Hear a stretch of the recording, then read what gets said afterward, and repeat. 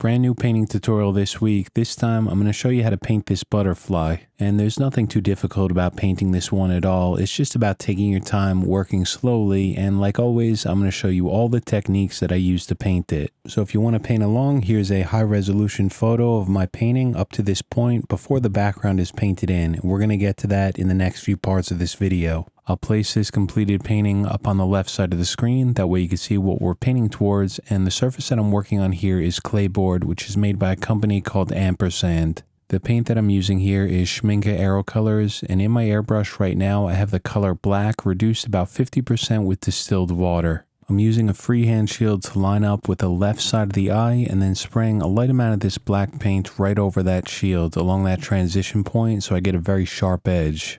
Then I'll start adding the first thin layer of this paint into the black areas of the eye and then down the body of the butterfly, and you can see that on the completed painting on the left side of the screen. All my graphite pencil lines are going to guide me. Those are in the correct places, so I know where this black paint is going to need to start and where it's going to need to stop. It's going to need to be a pretty even value of pure black down the whole body of the butterfly, but I'm not going to get to that dark value right away. Like always, I'm slowly building up to it, just in layers. It might look a little bit blotchy in some areas right now, but it's not a big deal because all of this is going to be covered up by the subsequent layers of paint. I just did a bit of cleanup with the erasers, and I'll continue with this paint working my way down. You'll notice here that I'm doing most of this freehand. And when you paint freehand like this, overspray from the airbrush is always going to get in certain areas of the painting that you don't want. And there's a lot of ways to limit or deal with overspray, like using various types of stencils or frisket film. So for this specific painting, I'm going to be using a few different techniques. And the first is using an eraser to remove those thin layers of overspray paint. To the left of this eye, I'm using a soft eraser. This is one made by Faber-Castell. It's called the 7056. And I'm using it to remove some of that paint to the left of the eye and sharpen up that edge. Then I'll continue spraying this black paint into the eye and start painting in the placement of those darker values along the left side right above the leg. Because I'm doing this freehand, just like I mentioned earlier, the transition point between the black paint and the leg are going to look very soft. And the same thing goes for the white spots along the body. So again, I'm going to go right back over to that eraser. I'll work in the center of this leg with a light to a moderate amount of pressure, and you can see how easily the paint lifts up.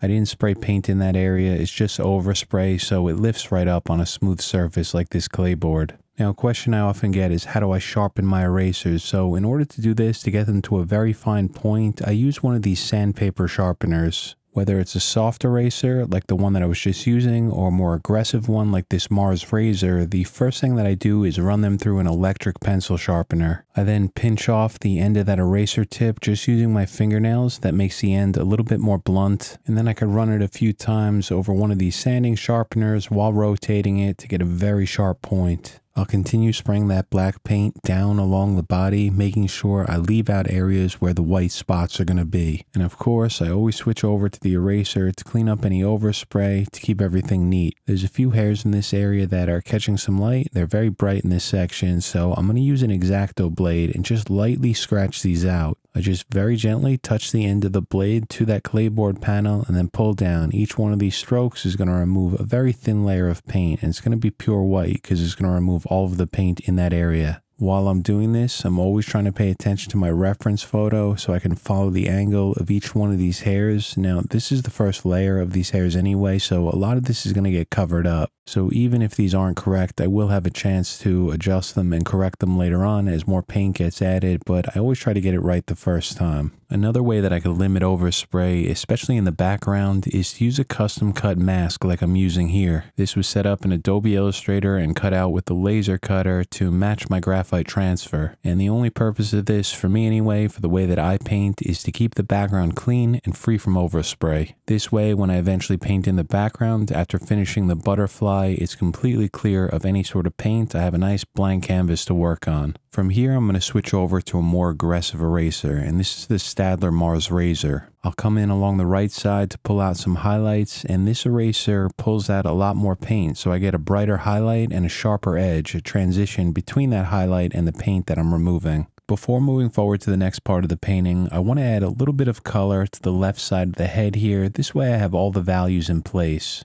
I'm using a mixture here of 4 parts orange to 1 part burnt sienna, and I have this reduced about 10-20% with distilled water. I'm lining up the shield to prevent any of this paint from getting in the background, and then just lightly spraying an even value of this transparent color over this whole section. For a few of the darker values and shadows along the right side, I'm using the same color and just coming in freehand and spraying a little bit more paint. More paint is going to make it darker. I'll also add some of this paint into the center just to get some separation, a bit of a shadow, and a little bit on the left side. Once that's in place, I will glaze a little bit more paint along the bottom, and I'll use my finger to mask off the white dots down below it. I'll switch over to a soft eraser to clean up a little bit of overspray on the left side and soften up that edge, and I'll also bring out some highlights within the center. There's a few hair textures in here, so I'll use that X-Acto blade just like I showed before, and I'll pull out a few lines. And since these look too bright, I will glaze a little bit more paint over the top, push them back, and then I'll switch over to the eraser to pull out some more highlights within this area. And when erasing, whether it's a soft eraser or the more aggressive one, I'm always using a light to a moderate amount of pressure. I don't really want to dig into the surface, just slowly erase the paint. Since everything is in place, I'm going to switch over to pure black. This time it's reduced about 20% with distilled water, and I'm going to start darkening up these values more. I like to start light, that way if anything's out of place, it's really easy for me to adjust. When I'm happy with everything, then I can commit more paint. You'll see that I also use that stencil shield to paint in the lower part of the antennae. This is just going to be a reference point so I know where they're going to be. I will paint them in later after I finish painting in most of the butterfly.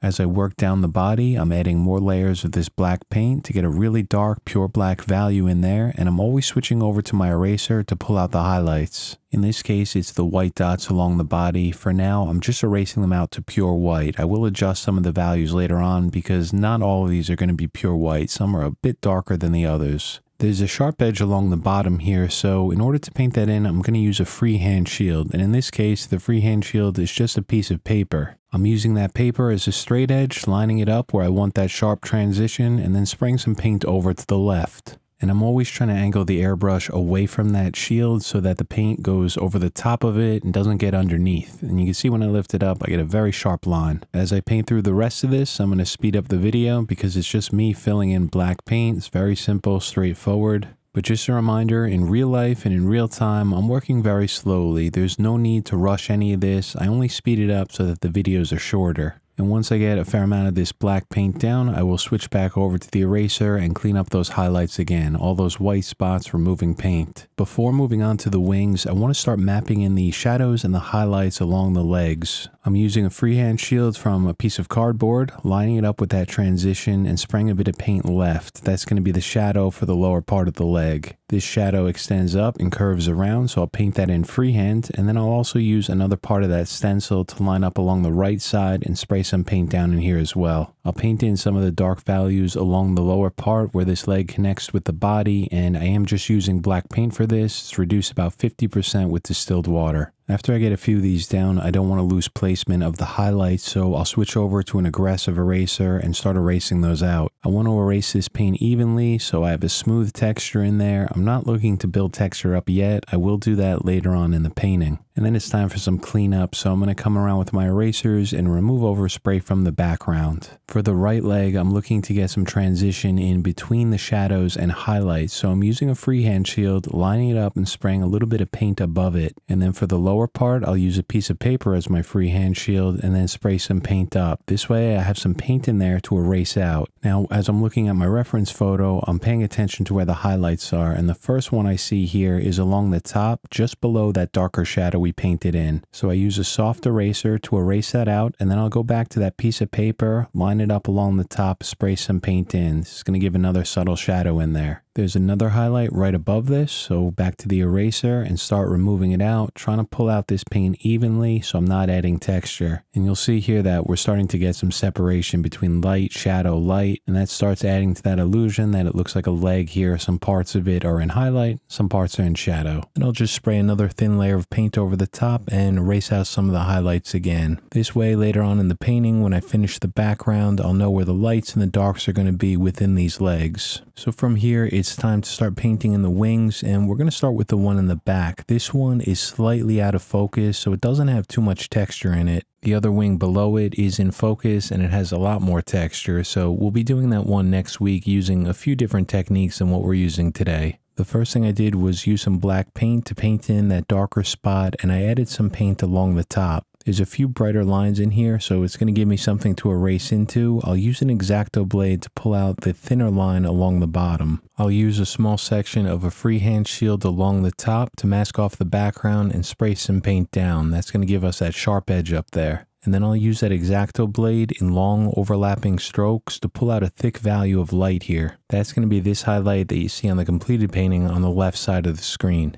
I'll use that background mask to shield off the top part of the painting and spray a bit of this paint down, which again is going to give us some separation between the wing and the background. I'll use my eraser to clean up some of the highlights, and then I'll use the airbrush to paint in some of that transition between the body and the wing. I want to see what some color is going to look like here, so I'm just glazing a thin amount of orange directly from the bottle right over the top. I'm only doing it in a small section here along the left side. I'll use this Tombow eraser to lightly remove some of this orange paint where the highlights are, and then I'll use the color Burnt Sienna to spray over the top for some of the shadows that I'm seeing in here. Where I need some sharper transitions, I'll use some freehand shields. I'm using a bunch of different ones here, just lining it up where I want a sharp edge and spraying over the top. I'll continue with that Burnt Sienna to spray in along the top, start extending this color out, and this wing in the background has much darker values in it compared to the other wing just below it, which is in highlight, so I'm going to be using a fair amount of that Burnt Sienna for the reddish orange tones. You'll see that I use an eraser to erase out that thin highlight here, and then I'll use some orange paint to spray in along the right side. I'll continue working along the top part of this with my soft eraser to bring out some more light. I sprayed some of these values a little bit too dark, so a light pass with that eraser is going to help lift up the value. And then once I get those down, I'm going to set that edge in place using some black paint and a freehand shield along the top, spraying some paint down. And that way you can see that I get a bit of a gradient there. It's sharp on top where the shield is, and it gets softer as it moves down. I'll clean up a few highlights with that aggressive eraser, and then I'll continue with this black, spraying a few of the dark values in, some of these spots on the wings. And the edges are a bit softer here, so I'm doing this freehand. I only use the shield to block off the wing below it. I'll do the same thing for the wing below it, just paint in those dark spots so I know where they're going to be. I'll come around later and darken these up a bit more. I'm using that orange mixture of about 4 parts orange to 1 part burnt sienna to glaze over the top part of this wing. That way I could shift the hue in there more to that orange reddish color that you see in the completed painting. And you may have noticed that anytime I add a glaze of paint, I always come back in with my eraser to clean up the highlights. I'll spray a bit more of this mixture along the top part of this fold to darken it, make it look like that part's in shadow, and then I'll use my eraser to pull out that thin highlight on the wing below it, and then continue glazing this paint right on top just so I have the placement of that wing in. There's a very subtle amount of dark texture along this top wing, so I'm using the color dark brown, reduced about 50% with distilled water, to spray in some dots, kind of like some squiggles in here. I'm essentially just trying to break up that overly soft look from the airbrush, so a few dots with some darker values and a bit of erasing. For the darker fold on top, it's such a thin line, so I'm using a brown colored pencil to draw that in. I could of course use an airbrush and a shield, but a colored pencil was just a bit easier for me. I added some texture on top with that aggressive eraser, and then I'll paint in some of the darker values using that orange mixture. Some of these values are going to need to be much darker later on, but like always, I always like to start light. That way if anything's wrong, it's so easy for me to adjust with my eraser. So I could build some of these textures up lightly, layer by layer. When I'm confident they're in the right places, I can darken them up with a few darker layers, and that's just by spraying some more paint. Once those textures are in, I'll glaze some pure orange over the top of this, and now we can start moving our way to the right side of the wing.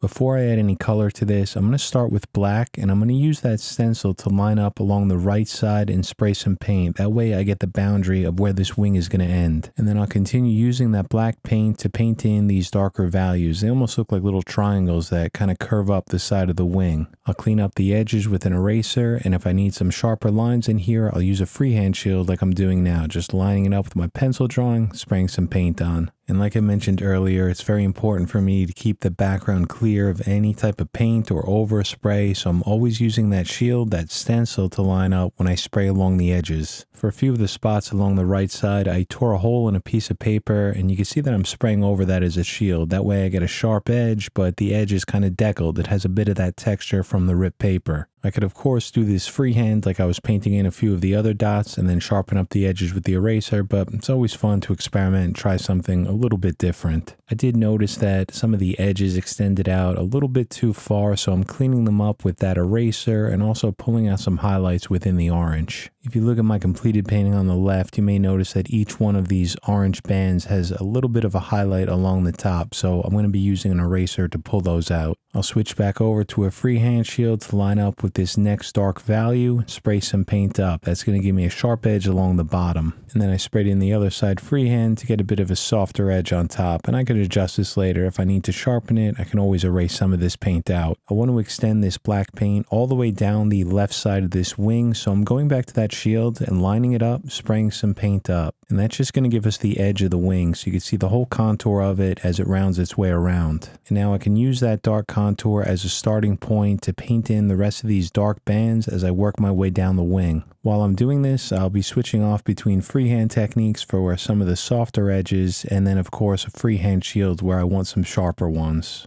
Like I said earlier, this wing is a little bit further back. It's slightly out of focus, so the detail is not going to be as sharp as this one in the wing that we're going to be doing next week. That one's going to have a lot more texture to it. Once I get those dark values painted in, I'm going to switch over to my eraser, and I'm doing two things with this. One is cleaning up the overspray in the center, just making sure it's pure white back down to the clay board. And I'm also using the eraser to refine some of the edges. I can sharpen some of them up and just lighten them if I need to. I'll also use a curve from a freehand shield to line up with this black band as it goes up. Just line it up with my drawing, spray a very, very light amount of black paint down. And if I sprayed any of those too dark, I can just lightly make a pass with my eraser to help soften them. Before I add any color into this area, I want to get some separation of the wing underneath it. So I'm using a freehand shield again to line up with my drawing and spraying in some black paint. This is going to set a boundary for me, so I know where to aim the orange paint when I spray that on next. And again, this is just going to act as another reference point for me, so I'll continue with that black paint, adding a little bit of this wing in. Once that's painted in, we have everything in place, so it's time to add some color into that wing in the background. It's a transparent color. It's that mixture of orange and burnt sienna, and I'm lightly spraying this over that wing in the background, an even layer. This is called the glaze. You'll see that I'm using that custom cut shield to mask off the background so none of this orange paint gets back there. And a transparent color like this can only get darker as I spray it, so I could spray it right over those black values that I painted in earlier, and it's not going to affect anything. It's spraying this orange color over any of the light areas that might give me some trouble. That's again why I'm using that shield to mask off the background.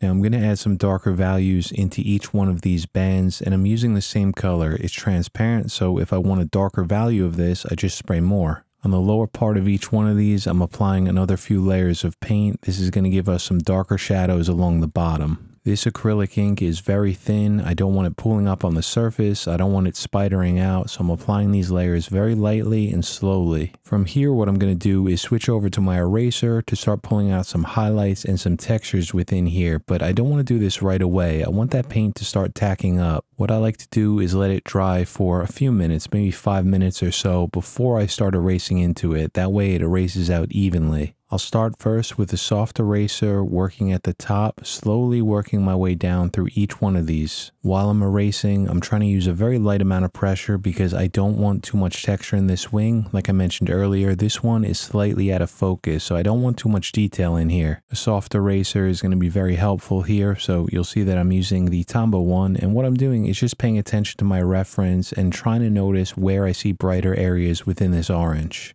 Anywhere that I'm noticing those highlights, like in the center and along the top of each one of these, I'm using a light amount of pressure in small circular motions. This way, as I erase, I'm pulling out a pretty even value of this paint. It's not blotchy and it's not textured. If I do notice that I missed a few areas and I'm seeing texture in there, I can come in with another eraser like I'm doing now with a sharper point and remove those darker patches. The next step after this is to glaze another layer of paint on top. I'm going to be using pure burnt sienna for that. But before applying that darker glaze, I want to make a pass over this entire wing to make sure I get the shadows and the highlights in correctly. And I'm essentially just drawing with my eraser here, trying to pay attention to those highlights and evenly erase them out. So I would say at this point that's good enough, so it's time to switch over to that burnt sienna. I have this color reduced about 20% with distilled water. I'm going to start on the left side and apply an even layer of this paint across this entire wing. Once that even layer is down, I'm going to focus some more of this into a few of the darker areas. That way it just looks like there's some shadow down here, especially along the bottom right.